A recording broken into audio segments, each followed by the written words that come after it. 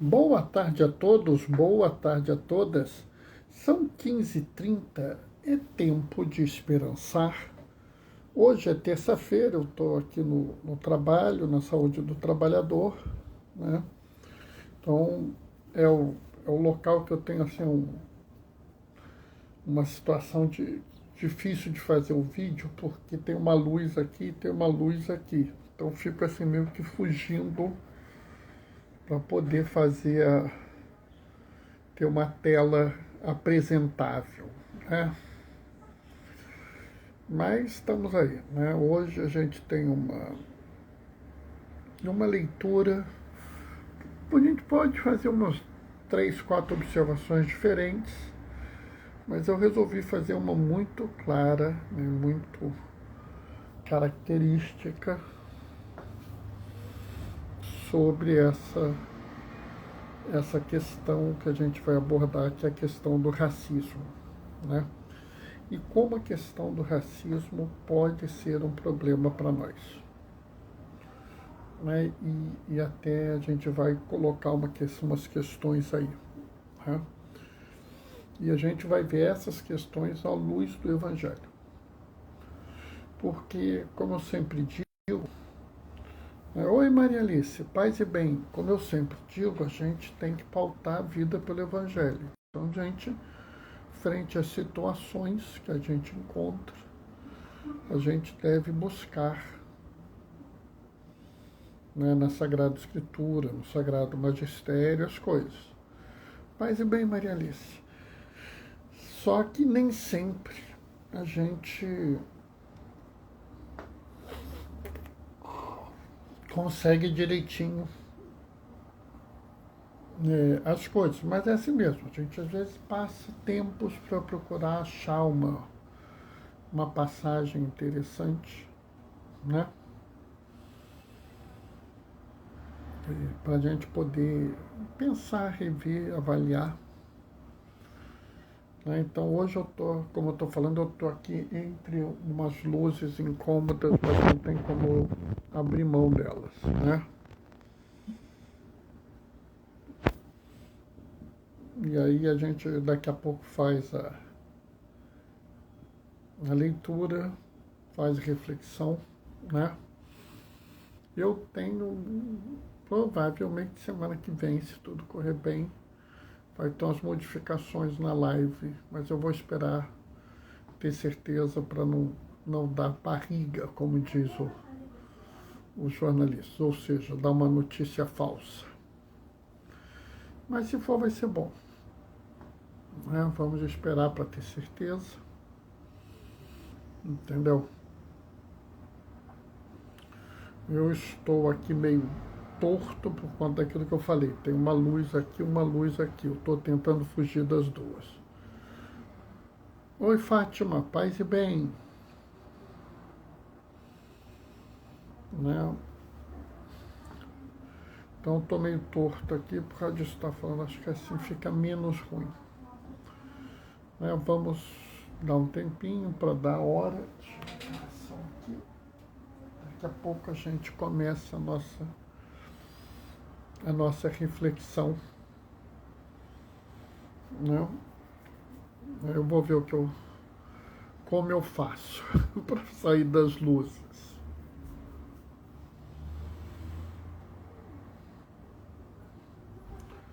Né? Hoje, graças a Deus, está sem vento, né, Fátima? Semana passada ventou na terça-feira e eu aqui dentro do hospital não tinha notado. Eu saí, quando eu saí, eu olhei assim, estava ventando. Nossa Senhora, como ventou. Né? E é aquela história que eu falo, né? A igreja já tinha alertado, a ciência já tinha alertado a necessidade da gente tomar cuidado, que a gente estava devastando muito as coisas, né? E aí, agora não estamos enfrentando seca, crise hídrica, crise energética, né? Teve o fenômeno da frente de rajada, que parece aquelas tempestades de areia que a gente vê em filme, né? Mas era só poeira, pela seca, pela falta de chuva, pela falta de umidade, aí entra o vento faz aquele estrago todo. Por isso que é importante, né? Quando o Papa Francisco fala sobre cuidado da casa comum, ele não está falando de jardinagem, ele está falando de coisas que afetam a vida da gente, né? Que atacam, que perturbam a vida da gente. Mas fazer o quê? O pessoal acha que a gente está de gozação, que a gente está brincando, né? Não tem muito jeito não, o povo não quer acreditar no que as pessoas falam. Aí depois surgem os problemas, as pessoas reclamam, né? Daqui a pouco a gente vai começar. Estou aqui acompanhando o horário. Bom, vamos começar. O Senhor esteja convosco. Ele está no meio de nós. Proclamação do Evangelho de Jesus Cristo segundo Lucas. Estava chegando o tempo de Jesus ser levado para o céu. Então ele tomou a firme decisão de partir para Jerusalém e enviou mensageiros à sua frente. Estes puseram-se a caminho e entraram num povoado de samaritanos para preparar a hospedagem para Jesus. Mas os samaritanos não o receberam, pois Jesus dava a impressão que ia para Jerusalém. Vendo isso, os discípulos Tiago e João disseram: Senhor, queres que mandemos descer fogo do céu para destruí-los? Jesus, porém, voltou-se e repreendeu-os, e partiram para outro povoado. Palavra da salvação. Quando a gente vê esse evangelho, né, a gente tem que tentar entender o evangelho para a gente poder capturar o que tem de informação nele, né? E aí a gente tem que entender o seguinte: a primeira coisa é que, ao contrário do que as pessoas pensam, o mundo onde Jesus vivia era bem diferente do mundo em que nós vivemos hoje, inclusive com algumas coisas assim bem claras. E uma delas era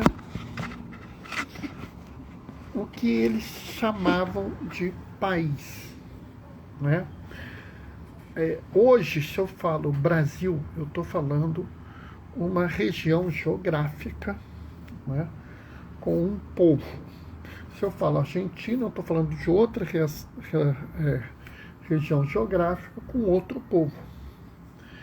Alguns países você tem dois povos. Por exemplo, na Espanha você tem o povo espanhol e o povo basco, né? E o problema é que na região, na época de Jesus, não existia país como existia hoje. Então, quando você fala Israel, você está falando do povo de Israel. Quando você fala samaritano, você está falando do povo samaritano. Mas não havia uma separação dos países, né? Então, Jesus fez boa parte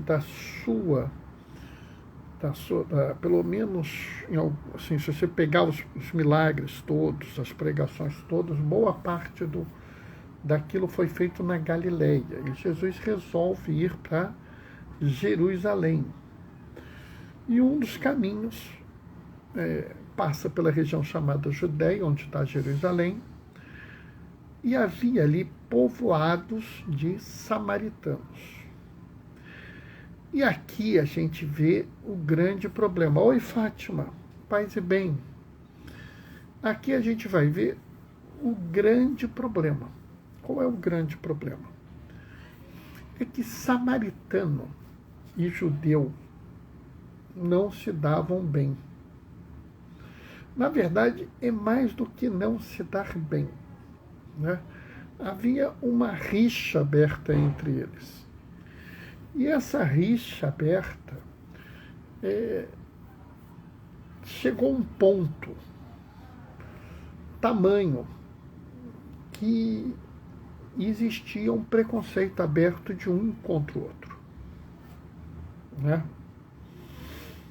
E a gente precisa entender que, apesar do samaritano dizer, por exemplo, que o poço aqui da Samaria é um poço que Jacó nos deu, e mesmo Jacó, que os judeus respeitam, que os judeus têm como patriarca, eles se entendiam de forma diferente, né? Mais ou menos, né, como se fossem raças diferentes. A visão deles é que nós somos da raça de judeu, eles são da raça dos samaritanos. E os samaritanos falariam, nós somos os samaritanos, eles são os judeus. Havia uma visão como se fossem dois povos absolutamente diferentes. E isso chegou a um extremo tal que havia, sim, uma rivalidade grave entre eles. Havia um preconceito muito importante, que equivale ao preconceito que nós temos no Brasil e no mundo inteiro com a raça, né, o racismo, né? Então nós vemos, por exemplo, que aqui no Rio de Janeiro, e acredito que em outras cidades, outros estados, até países, a pessoa, por ser negra, já é considerada uma criminosa, né? Você está no ônibus, a polícia chega, revista o negro, né? Nós vimos casos no Brasil, recentemente aqui no Rio, onde pessoas claramente inocentes são presas porque as pessoas puseram elas no álbum lá de suspeito, e o que eles têm é que eles são negros. Né? Nós tivemos aqui, ano passado, e nos Estados Unidos, homens negros que foram mortos, né, em circunstâncias absolutamente injustificáveis. E o grande motivo é que suspeitaram deles porque eles eram negros. E aí é que mora o problema. Eu quero que vocês observem que há dois casos de racismo nessa leitura. Primeiro caso, e talvez o racismo que vocês não tenham observado. Jesus está indo para Jerusalém, vai se hospedar, e a hospedagem na época de Jesus, e até hoje naquela região, é uma virtude, algo a ser considerado, né? Se você não é hospitaleiro, você não é, inclusive você é considerado como uma pessoa errada. Mas quando os samaritanos viram que aqueles eram judeus que queriam ir para Jerusalém, eles não permitiram hospedagem na cidade. Isso é um erro. O outro erro, que para mim é muito chocante, é a reação de Tiago e João. Senhor, o Senhor quer que nós rezemos e caia fogo sobre esse povo? Nota bem, é muito louco quando você quer rezar a Deus para Deus destruir alguém. É muito louco quando você quer um milagre para matar os outros, né? Ainda mais partindo de dois que serão apóstolos de Jesus, né? Jesus que sempre prega o amor, que sempre prega a compaixão, que sempre prega a misericórdia, a não violência, e esses dois acham que isso se aplica a eles, mas aos samaritanos não. Nota. Sabe, pessoal, tem algumas pessoas que querem transformar Deus no seu jagunço. Conhece jagunço? Né? Antigamente no Nordeste tinha os jagunços. Você queria ter você tinha uma desavença lá com o sujeito, chamava o seu jagunço, ele ia lá e matava o sujeito. Até hoje tem gente assim. Você não pode fazer isso, porque senão Deus vai fazer isso com você, vai fazer aquilo outro. Deus virou jagunço dele. É ele que manda em Deus. Se você fizer isso, Deus vai te castigar. Né? Mas o racismo, voltando a ele, é tão duro que a pessoa não consegue mais notar que o outro tem direitos. E tendo direitos, deve ser cuidado e respeitado. Esse é o problema do racismo. E eu vou além nessa história. O racismo é tão problemático que você abre mão do que a religião te ensina para ceder ao racismo. E quando o racismo estabelece pessoas de dois níveis diferentes, né? Pessoas que estão sofrendo limitações só porque são de uma raça, ele já violou a dignidade do ser humano e, portanto, o racismo em si é um pecado. Entende isso? O racismo em si é um pecado. Só de você ser racista, você comete pecado. E aqui a gente vai adiante, e esse é que é o problema maior. Por que esse racismo é pecado? Porque racismo retira a dignidade do ser humano. E a gente tem que se lembrar que Deus não faz nenhuma acepção do ser humano. Deus não faz nenhuma diferenciação do ser humano. Então, quando você estabelece uma diferença entre seres humanos, você já entrou no pecado.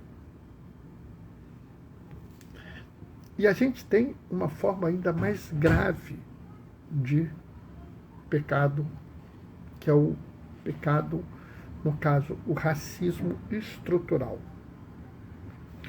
Observa que no povoado ninguém deu hospedagem aos discípulos. Ou seja, era absolutamente aceitável naquele povoado que que você não desse a hospedagem ao judeu. Era totalmente aceitável que você não exercesse o dom da hospedagem porque eles eram judeus. Ou seja, a sociedade é racista.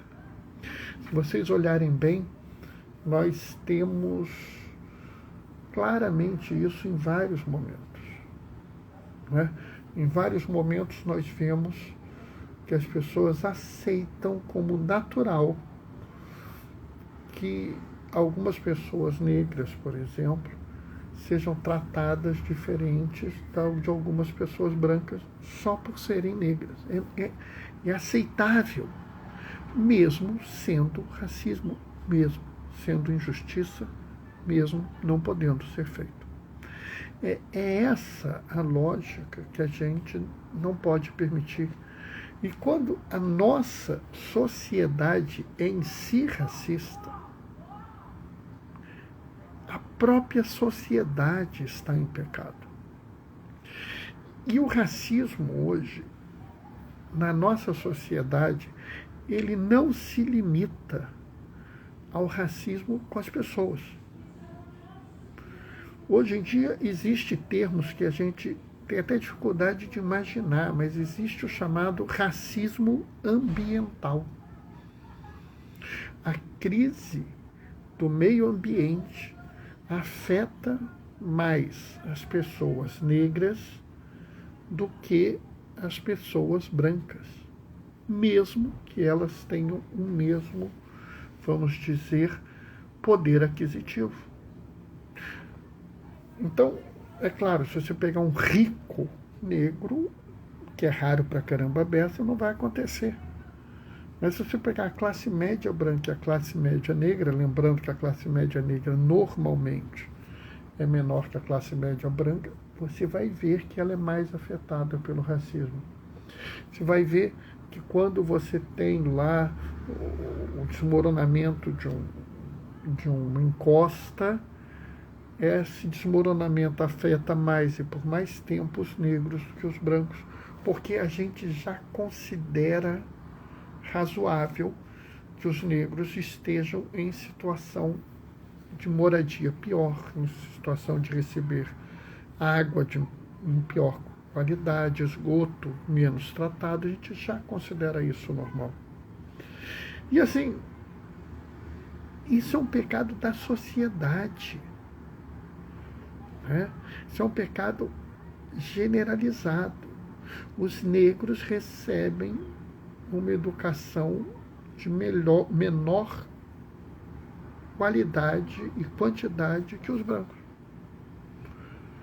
E eu não estou dizendo que eu ou você ou alguém que esteja nos ouvindo acredita que isso está certo, mas isso virou tolerável. No meio dessa epidemia, os negros estão morrendo muito mais que os brancos. Mas a gente acha que está tudo bem. Ninguém se perturba quando ouve isso. Eu, inclusive, às vezes falo isso com alguns colegas e eles olham, mas isso é esperado, né? É esperado por quê? Se não existe nenhum motivo biológico para isso. Entendem? Esse é o racismo estrutural, que é a forma mais terrível possível de preconceito, porque esse preconceito passa a entrar na sua vida, mesmo que você não queira ser preconceituoso. Mesmo que você não queira ser racista, esse racismo entra na cabeça de sua.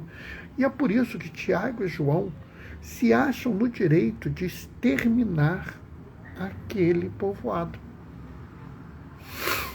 O racismo pode chegar a um ponto tão grande que ele retira até o direito mais básico do ser humano, que é o direito à vida.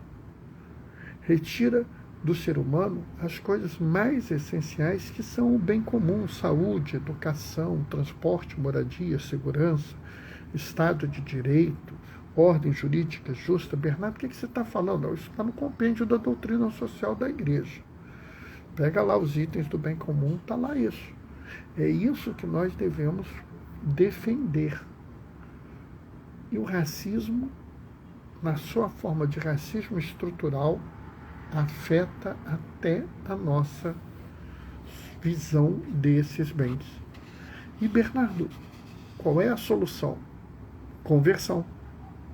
É a gente viver a nossa vida social, no trabalho, na família, na igreja, vida econômica, vida ecológica, à luz do Evangelho, à luz da palavra de Deus, para que a gente possa aproveitar de forma melhor e mudar o mundo, né? Mas vamos entender isso e vamos começar a validar isso e lutar contra o pecado social, que é o racismo. Amém? Bom, pessoal, a nossa live de hoje foi essa. Voltou? Voltou. Deu um problema aqui, coisa feia, coisa doida. Bom, pessoal, eu acho que o meu celular está com pouca bateria. Acho que é isso, deixa eu ver aqui. Realmente, meu celular está quase sem bateria. Pessoal, amanhã a gente se vê. Paz e bem a todos. Vou deixar minha bênção. O Senhor esteja convosco, Ele está no meio de nós. Por intercessão de Vicente de Paulo, desça sobre vós e permaneça para sempre a bênção do Deus Todo-Poderoso. Ele que é Pai, Filho e Espírito Santo. Aqueles que podem, fiquem em casa. Os que não podem, os que precisam sair, usem máscara. Pintou a chance, teve a oportunidade, toma a vacina, toma a segunda dose, toma a dose de reforço. Povo vacinado é povo que vence essa epidemia. Vamos junto, vamos superar essa crise, tá? A gente se vê amanhã. Até lá. Glorifiquem o Senhor com a vossa vida. Vamos em paz e que o Senhor vos acompanhe. Beijos e bênçãos. Tchau, tchau, pessoal.